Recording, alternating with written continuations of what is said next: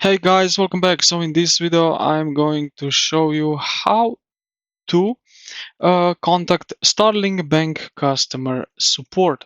So let's get straight into it. Now, first, what we need to do is go to the starlingbank.com. So this is their official webpage. You see, it looks pretty good.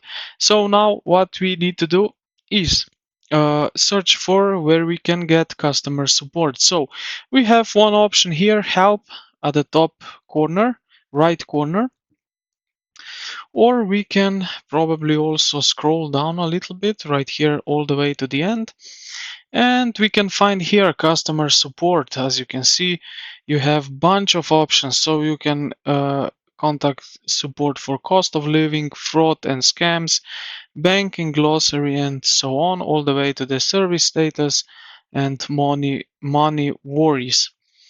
So let's click here help button. It's probably pretty much the same thing if you go there and select directly.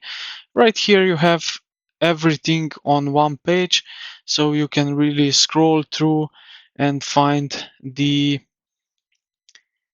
answer you are looking for, or you go further and you have here contact Starling, and yeah, you can get here with this number, or you can contact them through this email which are listed right here.